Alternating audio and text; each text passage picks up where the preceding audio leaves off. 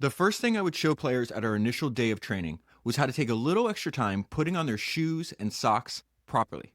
The most important part of your equipment is your shoes and socks. You play on a hard floor, so you must have shoes that fit right, and you must not permit your socks to have wrinkles around the little toe where you generally get blisters or around the heels. I showed my players how I wanted them to do it. Hold up the sock. Work it around the little toe area and the heel area so that there are no wrinkles. Smooth it out good. Then hold up the sock while you put the shoe on. And the shoe must be spread apart, not just pulled on the top laces. You tighten it up snugly by each eyelet. Then you tie it. Then you double tie it so it won't come undone. Because I don't want shoes coming untied during practice or during the game. I don't want that to happen. That's just a little detail that coaches must take advantage of, because it's the little details that make the big things come about. Now, Rick Rubin comments on this passage. The sentiments above are John Wooden's, the most successful coach in the history of college basketball. His teams won more consecutive games and championships than any others in history. It must have been frustrating for these elite athletes who wanted to get on the court and show what they could do to arrive at practice for the first time with this legendary coach, only to hear him say, "Today, we will learn how to tie our shoes." The point Wooden was making was that creating effective habits down to the smallest detail is what makes the difference between winning and losing games. Each habit might seem small, but added together, they have an exponential effect on performance. Just one habit at the top of any field can be enough to give an edge over the competition. I'm going to interrupt Rick Rubin for a second and quote Napoleon, because when Rick Rubin just said this sentence, one of my favorite sentences of this entire section, just one habit at the top of any field can be enough to give an edge over the competition. This is what Napoleon said. It's very similar. Napoleon said, all great events hang by a single thread. The clever man takes advantage of everything, neglects nothing that may give him some added opportunity. The less clever man, by neglecting one thing, sometimes misses everything. Back to Rick Rubin, just one habit at the top of any field can be enough to give an edge over the competition. Wooden considered every aspect of the game where an issue might arise and trained his players for each one, repeatedly, until they became habits. The goal was immaculate performance. Wooden often said the only person you're ever competing against is yourself. The rest is out of your control. This way of thinking applies to the creative life just as well. For both the artist and the athlete, the details matter, whether the players recognize their importance or not. Good habits create good art. The way we do anything is the way we do everything. Treat each choice you make, each action you take, each word you speak with skillful care. The goal is to live your life in the service of art. That was an excerpt from the book I'm going to talk to you about today, which is The Creative Act, A Way of Being, and it was written by Rick Rubin. I want to read to you what Rick Rubin said about the creation of this book. He says, I set out to write a book about what to do to make a great work of art. Instead, it revealed itself to be a book on how to be. So a few things to know before we jump into the book. This is a very unusual book. I've read over 400 books to make this podcast so far. I can't think of a single other book that I've read for the podcast that's like this. It is almost like a stream of Rick Rubin's thoughts and ideas on creativity separated into what he calls 78 areas of thought. And these 78 chapters are very brief and to the point. So this book, even though it's over 400 pages, it's very easy to read. So what I'm going to do is I'm just going to move through the book in chronological order and share some of the highlights. I probably made 100 highlights while reading this book. The last thing to know before I jump into the book is I'm an unabashed Rick Rubin fan. I've been watching his interviews, listening to his podcasts, reading books about him. I've been making podcasts about him. In fact, I did an episode 4 years ago. It's episode 245 of Founders on Rick Rubin's biography, which I just re-listened to twice. I am very interested in people with singular careers, people that are hard to categorize, and people for which there are no substitutes. And Rick Rubin is definitely one of those people. So I'm going to jump right into the book. He starts by telling us a very useful preface or guide for reading the book. Nothing in this book is known to be true. It is a reflection of what I've noticed, not facts so much as thoughts. Some ideas may resonate, others may not. A few may awaken an inner knowing you forgot you had. Use what's helpful, let go of the rest. Each of these moments is an invitation to further inquiry. looking deeper, zooming out, or zooming in, opening possibilities for a new way of being. And so one of the reoccurring themes and something he repeats throughout the book is the importance of paying attention, of developing a practice of paying attention. Not only paying attention to what's around you, but what's going on inside of you, the thoughts that you have. He has a very interesting idea that I've seen pop up over and over again in the history of entrepreneurship.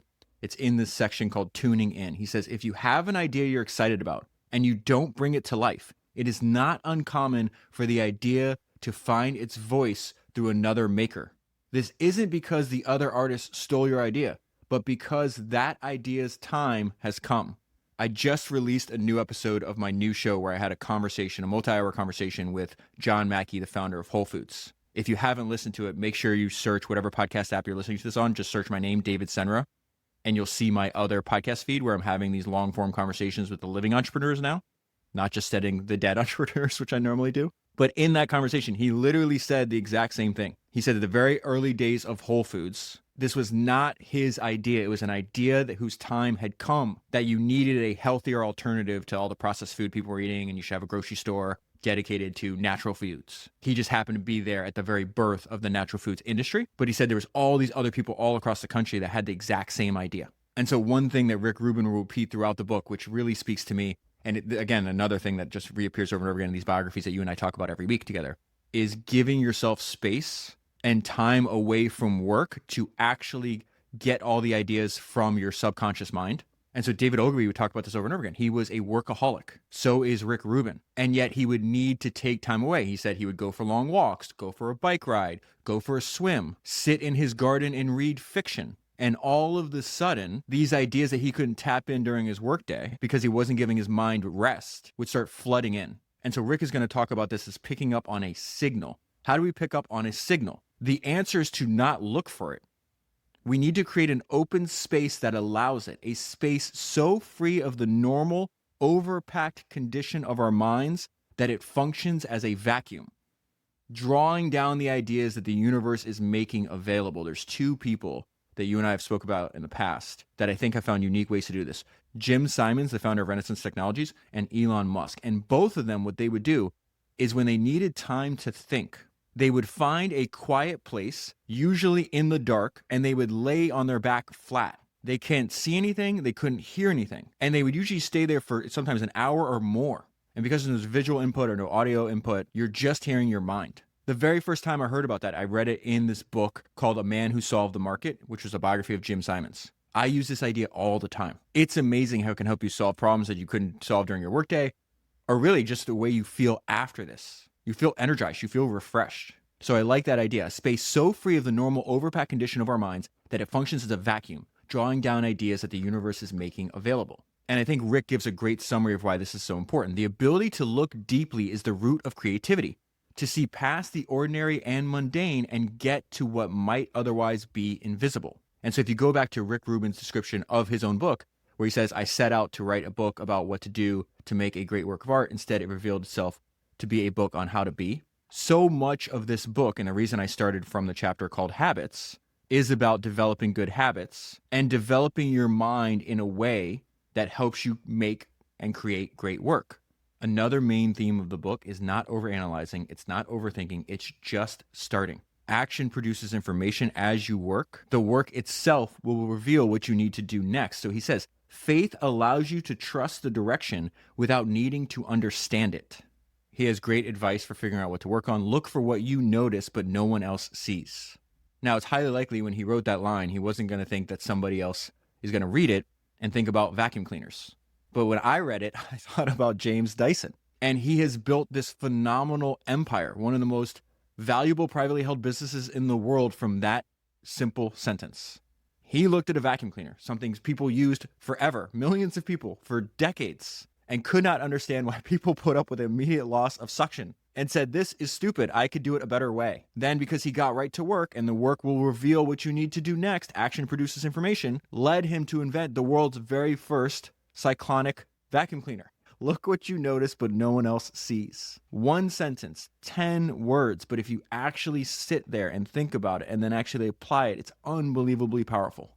Now, this next part is excellent. He says, submerge yourself in the great works. This book is trying to be a useful tool on how to make something great. That is all that Rick Rubin cares about. And so he says, consider submerging yourself in the canon of great works. Read the finest literature, watch the masterpieces of cinema, get up close to the most influential paintings, visit architectural landmarks. Exposure to great art provides an invitation. It draws us forward and opens doors of possibility. If you make the choice of reading classic literature every day for a year rather than reading the news, by the end of that time period, you'll have a more honed sensitivity for recognizing greatness from the books than from the media.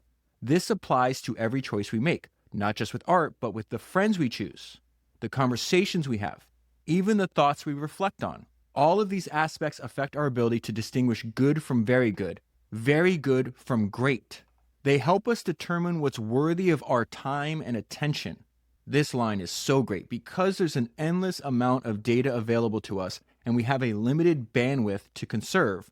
We might consider carefully curating the quality of what we allow in. The objective is not to learn to mimic greatness, but to calibrate our internal meter for greatness, so we can better make the thousands of choices that might ultimately lead to our own great work. Submerging yourself in the great works is exactly what you and I are doing every week together. That is the perfect lead-in to tell you about the presenting sponsor of this podcast, Ramp. I spent a lot of time with the founders of Ramp. I observe how they build their business, and I think there's a lesson in the way that they're building their business that is applicable to anyone who is trying to make something great in the world. And that's exactly the way I would think about Rick Rubin and this book. He wants to help other people make great things and then give those great things to the world. And one of the ways that the founders of Ramp make great work is they take an idea from Steve Jobs. You always bet on talent. To Steve Jobs, this was mandatory. Steve said you must find the extraordinary people. A small team of A players can run circles around a giant team of B and C players. And so you must build a team that pursues the A players. And that is exactly what Ramp did. There is a reason Ramp is the presenting sponsor of this podcast. They are chasing excellence. Just like Rick Rubin, they are only interested in making great work. And to do so, Ramp has assembled the most talented technical team in their industry. Becoming an engineer at Ramp is nearly impossible. In the last year, Ramp hired only 0.23% of the people that applied. This means when you're using Ramp, you now have top-tier technical talent and some of the best AI engineers working on your behalf 24/7 to automate and improve all of your business's financial operations, and they do this on a single platform. Ramp gives your business fully programmable corporate credit cards for your entire team, automated expense reporting, bill payments, accounting, and more, all in one place. This means the longer you use Ramp, the more efficient your company becomes. This is important because, as Sam Walton said in his autobiography, you can make a lot of different mistakes and still recover if you run an efficient operation, or you can be brilliant and still go out of business if you're too inefficient. Ramp helps you run an efficient organization. I run my business on Ramp, and so do most of the other top founders and CEOs I know. Make sure you go to ramp.com to learn how they can help your business save time and money. That is ramp.com.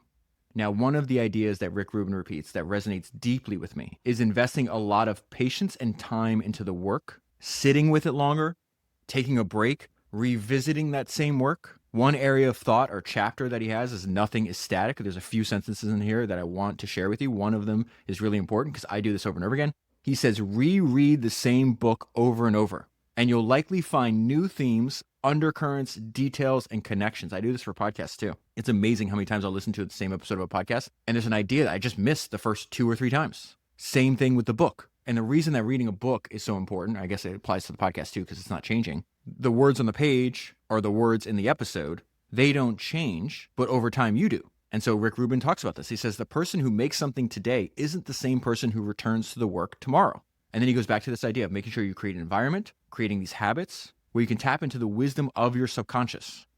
There's an abundant reservoir of high quality information in our subconscious, and finding ways to access it can spark new material to draw from.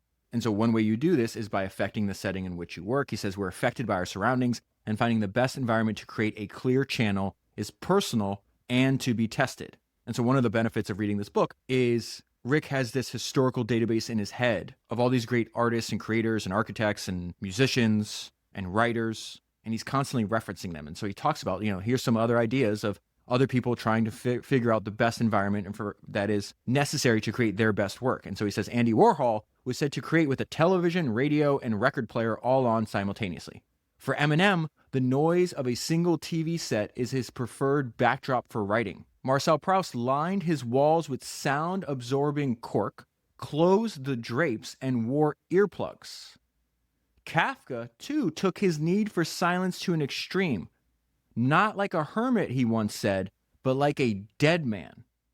There is no wrong way, there's only your way. And the very next paragraph is so good. It's not always easy to follow the subtle, energetic information the universe broadcasts, especially when your friends, family, coworkers, or those with a business interest in your creativity are offering seemingly rational advice that challenges your intuitive knowing.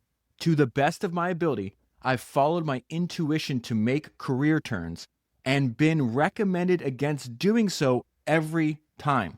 It helps to realize that it's better to follow the universe than those around you. That part is so important and so hard to actually apply. My all-time favorite quote about the power of intuition actually comes from Steve Jobs. This is what he said. Intuition is a very powerful thing, more powerful than intellect in my opinion. That's had a big impact on my work. And I think now, having read this book and reread my highlights, 5, 6, 7 times before I sat down to talk to you about it, the way I would characterize Rick Rubin's view of the world is that it is magic and that we make up stories that greatly exaggerate how much of the world we actually understand. This is going to sound really weird, but I think Rick Rubin would agree with Thomas Edison's famous quote where he says, we don't know 1/1000% of anything. And so if you think about what's happening in that paragraph, he's like, your friends are giving you advice, your family, your coworkers, a lot of these people probably care about you. Then there's other people that just have a business interest in your creativity that want you to do what's best for them and not what's best for you. It's like, how do you parse all this incomplete information? And what's very clear is he thinks that intuition is a higher form of knowledge or wisdom than even the rational or storytelling part of your mind. And keep in mind, again, one of the reasons I admire him so much, because I have this obsession with people that do things for a long period of time. He started working in the music industry when he was 18. He's in his 60s now, still doing it. And listen to what he said about that. To the best of my ability, I followed my intuition to make career turns and have been recommended against doing so every time. It helps to realize that it's better to follow the universe, or in my case, I would change that sentence, follow your intuition than those around you. This is a very unique book. I really do hope you buy it because, again, you don't even have to, you want to know how I started reading it?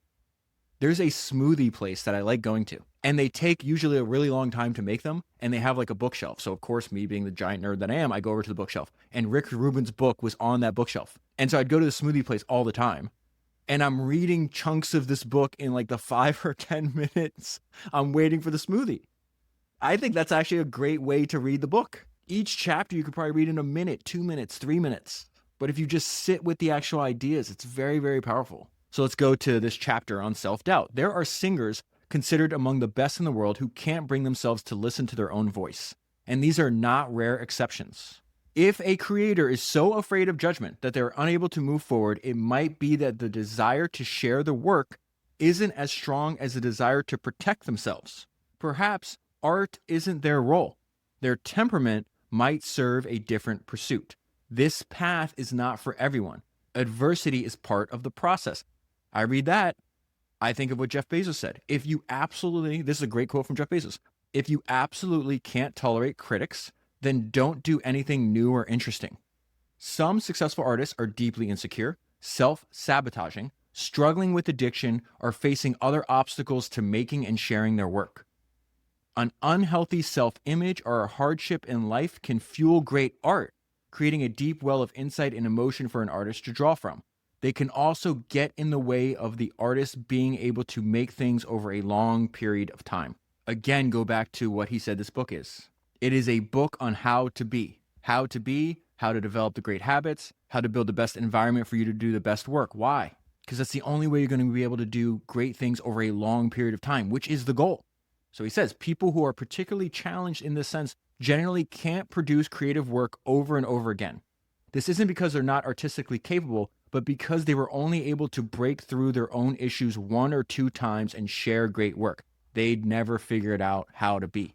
And in many cases, they sabotage themselves. So I actually got to go to, I'm a huge fan of Jimmy Iovine. I made an episode of Founders on him, which I'm really, really proud of. After that episode came out, I was actually invited to go to his house and I spent several hours with him. And Jimmy's been in the music industry for 50 years. If you don't know who Jimmy is, listen to the episode I made on him, but also watch this documentary called The Defiant Ones, which is one of my favorite documentaries of all time. And Jimmy's got this like hard-earned practical wisdom that only comes from, succeeding for half a century. And one of the things we talked about was how many people cannot handle success. And in the music industry, because let me just finish this, I guess. Rick Rubin's about to say, one of the reasons so many great artists die of overdoses is because they're using drugs to numb a very painful existence. And so Jimmy has all this wisdom, and I was trying to tap into it in our conversation. And he was saying there's like 4 primary ways he saw talented, really smart, but not really wise, I would add, people sabotage themselves. And number 1 was alcohol. Number 2 was pills. Number 3 was women. And number 4 was megalomania. They go on stage, there's 50,000 people screaming their name, and they start to believe they're not even human anymore. They're like this godlike creature. This section to me, what Jimmy's advice to me, and then this section where Rick Rubin's telling you and I right now, this is terrifying to me. The idea that you can be good at something, but you can only do it once or twice for a very short period of time. I think there's a lot of wisdom in what Charlie Munger has said, where it's like, you can just get a huge advantage. You don't have to be brilliant. You just have to be consistently not stupid over a long period of time. And just being consistently not stupid and don't sabotage yourself over decades puts you ahead of probably 99% of the people on the planet. And so in the next chapter called Make It Up, I think Rick Rubin has some really great advice on, again, we're trying to do things at a really high level for a really long time. I think Rick Rubin himself is a perfect example of that. So he says, we're not playing to win. We're playing to play. And ultimately, playing is fun. Perfectionism gets in the way of fun. A more skillful goal might be to find comfort in the process, to make and put out successive works with ease. One approach to overcoming insecurities is to label them. I was working with an artist who was frozen by doubts and unable to move forward. I asked if he was familiar with the Buddhist concept of pampancha, which translates as preponderance of thoughts. This speaks to the mind's tendency to respond to our experiences with an avalanche of mental chatter. He responded, I know exactly what that is. That is me. Now that he had a name for what was holding him back, he was able to normalize his doubts and not take them so seriously. When they came up, we'd call them pampancha, notice them, and then we would move forward. I was in a meeting with another artist who had just released a very successful album, but felt afraid to do more work and listed different reasons why she didn't want to make music anymore. There are always good reasons not to continue. And so this is what Rick Rubin said to the artist. It's fine. You don't have to make music ever again. There's nothing wrong with that. Just stop if it's not making you happy. It's your choice. As soon as I said this, her expression changed and she realized she would be happier creating than not creating. Gratitude can also help. Realizing you are fortunate to be in a position that allows you to create, and in some cases get paid to do what you love, might tip the balance in favor of the work. Ultimately, your desire to create must be greater than your fear of it. Even for some of the greatest artists, that fear never goes away. One legendary singer, despite performing for over 5 decades, was never able to eliminate his stage fright. Despite a terror so strong it made him sick to his stomach, he still stepped into the spotlight each night and performed a spellbinding show. By accepting self-doubt rather than trying to eliminate or repress it, we lessen its energy and interference. It is worth noting the distinction between doubting the work and doubting yourself. An example of doubting the work would be, I don't know if my song is as good as it can be. Doubting yourself might sound like, I can't write a good song. These statements are worlds apart, both in accuracy and in impact on your nervous system. Doubting yourself can lead to a sense of hopelessness, of not being inherently fit to take on the task at hand. However, doubting the quality of your work might at times help to improve it. You can doubt your way to excellence. And then he goes back to this idea about how valuable temporary distraction can be. When we reach an impasse at any point in the creative process, it can be helpful to step away from the project to create space and allow a solution to appear. Distraction is not procrastination. Procrastination consistently undermines our ability to make things. Distraction is a strategy in service of the work. So I want to go back into Rick Rubin's idea about submerging yourself into the great works. Really, it reminds me of Charlie Munger's idea that learning from history is a form of leverage. But before I do that, I want to tell you about 2 tools that you should be using for your business. The very first tool is Vanta. Vanta helps your company prove you're secure so more customers will use your product or service. Customer trust can make or break your business, and the more your business grows, the more complex your security and compliance tools get. This can turn into chaos, and Vanta helps you tame that chaos. You can think of Vanta as your always-on, AI-powered security expert who scales with you. Vanta automates compliance, continuously monitors your controls, and gives you a single source of truth for compliance and risk. So whether you're a fast-growing startup like Cursor or an enterprise company like Snowflake, Vanta fits easily into your existing workflows so you can keep growing a company that your customers can trust. This is super important because most companies won't sign contracts unless you're certified, and this is causing you to lose out on sales. That is why the average Vanta customer reports a 526% return on investment after becoming a Vanta customer. Take the time today to automate compliance, security, and trust with Vanta. Vanta will help you win trust, close deals, and stay secure faster and with less effort. Go to vanta.com/founders and you'll get $1,000 off. That is vanta.com/founders. Another valuable service I want to tell you about is collateral. Most companies have a hard time telling their own story. There is a great quote from Don Valentine. He says, "The art of storytelling is critically important. Most of the entrepreneurs who come talk to us cannot tell a story. Learning to tell a story is incredibly important because that's how the money works. The money flows as a function of the stories." And that is exactly what collateral does. Collateral transforms your complex ideas into compelling narratives. I have friends that have used collateral for their marketing collateral and have raised billions of dollars of capital and have made hundreds of millions of dollars. I will leave a link down below, but make sure you go to collateral.com and improve the way your company tells its own story. So in the section on collaboration, Rick Rubin makes a great point that everything we're doing today is an act of collaboration with the things that came before us. He says nothing begins with us. The more we pay attention, the more we begin to realize that all the work we ever do is a collaboration. It is a collaboration with the art that has come before you and the art that will come after you. There's a great story in his biography that is a demonstration of this collaboration, a demonstration that he is constantly submerging himself into great works. He had tapes full of hits that used to be played on the radio in the 1960s. And he was using those songs and those tapes in the creation of work that he was doing 40 years after their initial release. And so then he has a section all about rules, knowing the rules and then breaking the rules. But really, when I'm reading through this, I really think the advice he's giving is the importance of making sure that what you're creating is differentiated. You're not on this planet to be average, to be mediocre. And he says rules direct us to average behaviors. If we're aiming to create works that are exceptional, most rules don't apply. Average is nothing to aspire to. The goal is not to fit in. If anything, it's to amplify your differences. Instead of sounding like others, value your own voice, develop it, and then cherish it.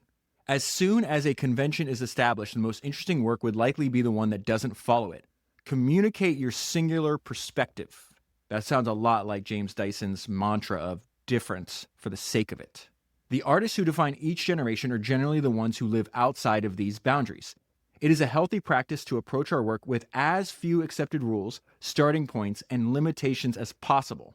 Often the standards in our own chosen medium are so ubiquitous that we take them for granted. They are invisible and unquestioned. And he states why doing so is such a big problem. The world isn't waiting for more of the same.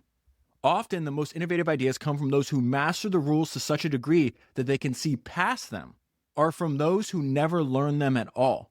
Holding every rule as breakable is a healthy way to live as an artist. It loosens constraints that promote a predictable sameness in our working methods. Beware of the assumption that the way you work is the best way simply because it's the way you've done it before. Another idea that reoccurs throughout this book and is also present in his biography as well is the importance of listening and not assuming you know what the outcome is going to be. I'm a huge fan of podcasts. Obviously, I'm obsessed with them. And even though there's like millions in the podcast directory, there's only a handful that are actually really great. And I actually think Rick Rubin's podcast, Tetragrammaton, is great. And one of the things that I describe it, the one way I describe it to other people is what makes it so great. He's like, he's a professional listener. And he's been cultivating this skill over his career for decades. And so he has a lot of opinions on this. He says, formulating an opinion is not listening. Neither is preparing a response or defending our position or attacking another's. To listen impatiently is to hear nothing at all. Listening is suspending disbelief. We are openly receiving, paying attention with no preconceived ideas. The only goal is to fully and clearly understand what is being transmitted, remaining totally present with what's being expressed and allowing it to be what it is. Listening is then not just awareness. It is freedom from accepted limitations. And that directly leads into his thoughts on patience. This is one of my favorite parts of the book. There are no shortcuts. The artist actively works to experience life slowly and then to re-experience the same thing anew, to read slowly and to read again and again and again. I might read a paragraph that inspires a thought, and while my eyes continue moving across the page in the physical act of reading, my mind may still be lost in the previous idea. I'm not taking in information anymore. When I realize this, I return to the last paragraph I can recall and start reading from there again. Sometimes that's 3 or 4 pages back. Anybody that reads a lot has experienced that. It happens to me all the time. Rereading even a well-understood paragraph or page can be revelatory. New meanings, deeper understandings, inspirations, and nuances arise and come into focus. So often we sleepwalk through our lives. Again, I think the patience section and the listening section are related.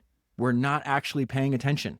We are rushing through life. So often we sleepwalk through our lives. Our continual quest for efficiency discourages looking too deeply. The note I left myself when I got to that sentence, our continual quest for efficiency discourages looking too deeply, was amen.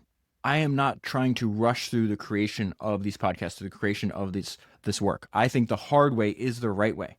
So many times people give me advice that I should be outsourcing X or I should be outsourcing Y. And what I try to explain to them is what makes this special is the compounding of this over 10 years. It's because I didn't take shortcuts. It's because I read and reread books over and over again, past highlights over and over again. I go back and re-listen to past episodes over and over again. I just told you, I listened to the Rick Rubin one that I did 4 years ago twice to prepare for this one. Why is that important? Because the next sentence that Rick has in the book, it's through deliberate action and repetition that we gain deeper insight.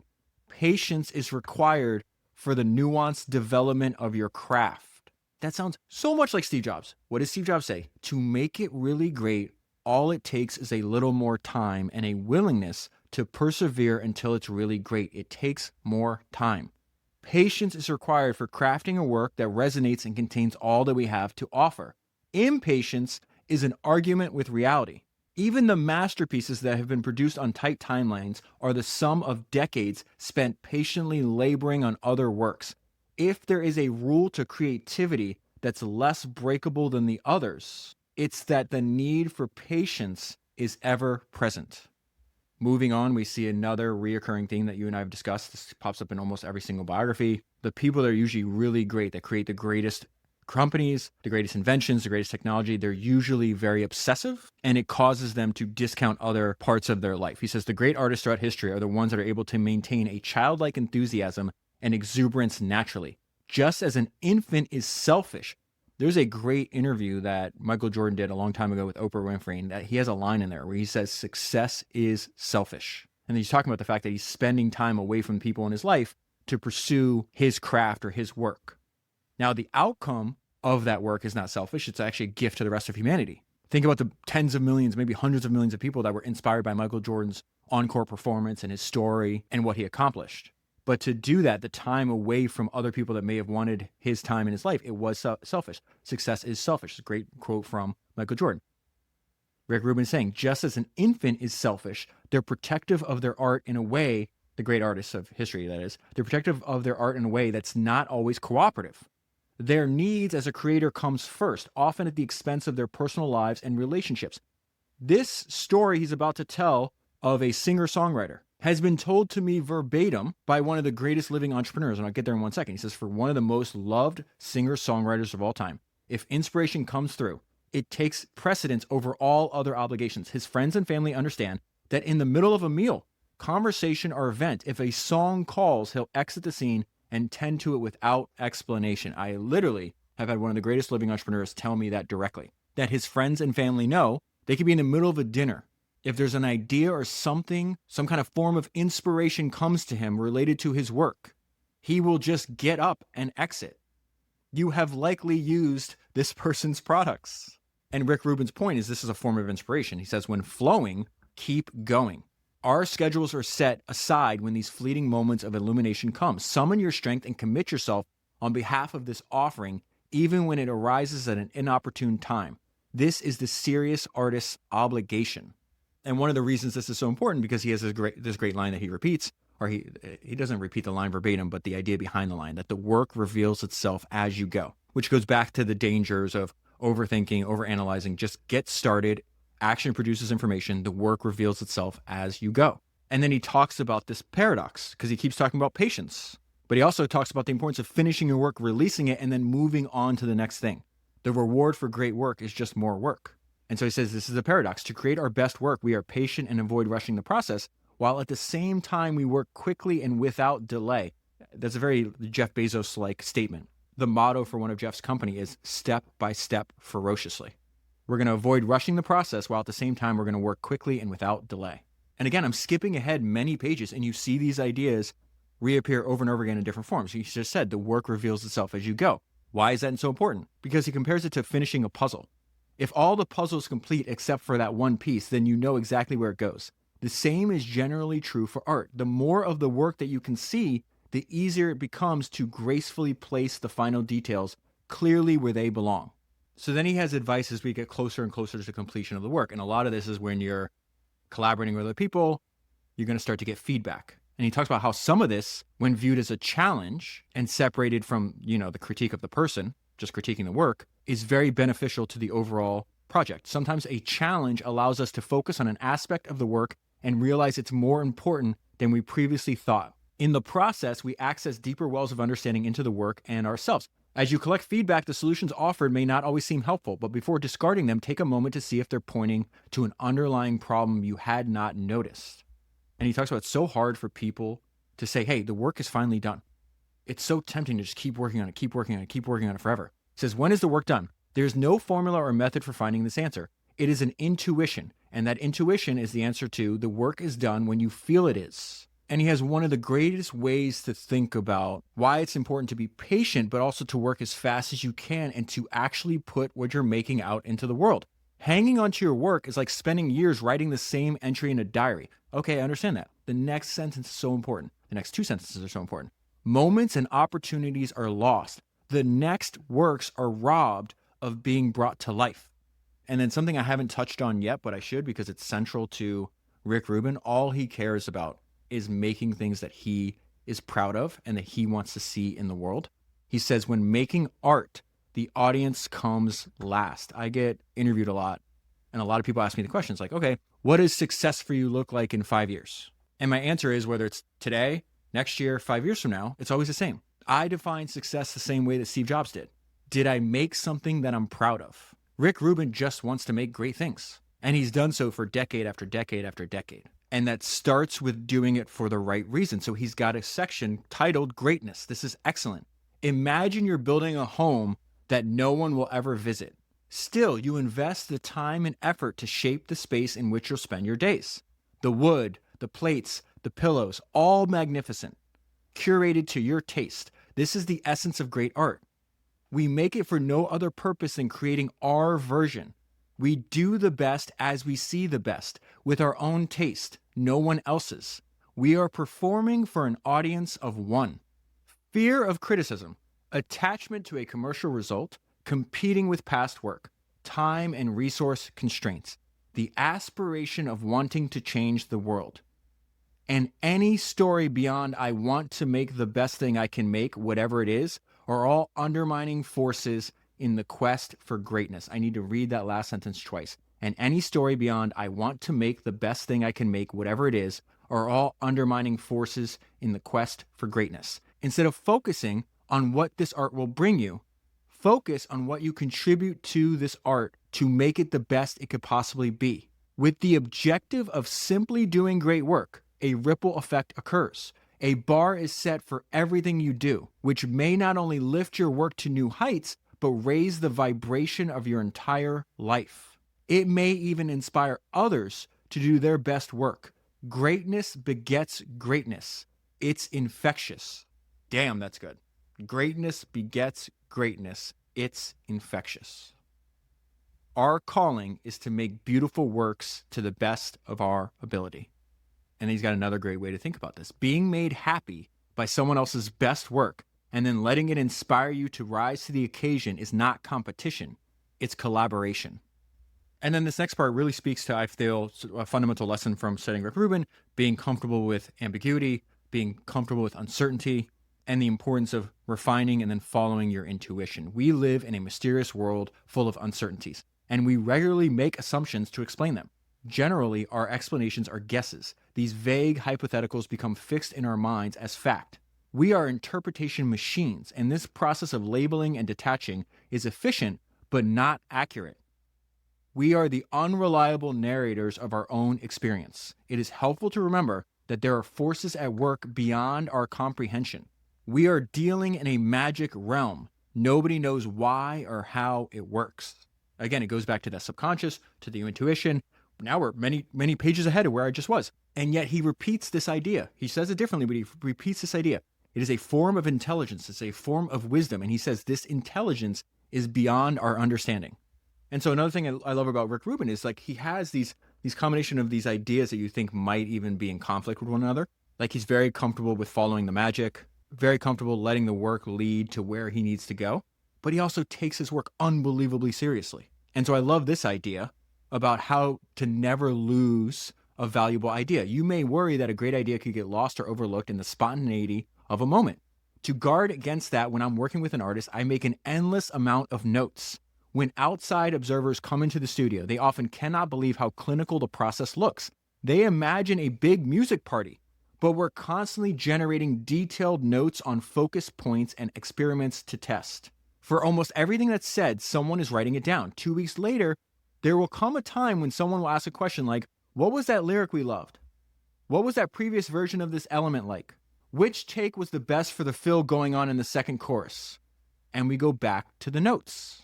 Faithful note-taking by a connected observer helps prevent special moments from getting lost in the churn of excitement. And finally, the last idea, I think, is a great summary of what this is all about, what you and I are trying to do, and frames our work as an active service to other people, which I think, again, one of my favorite lines from the history of entrepreneurship comes from Henry Ford, where he says, money comes naturally as a result of service. Focus on service. To hone your craft is to honor creation. By practicing to improve, you are fulfilling your ultimate purpose on this planet.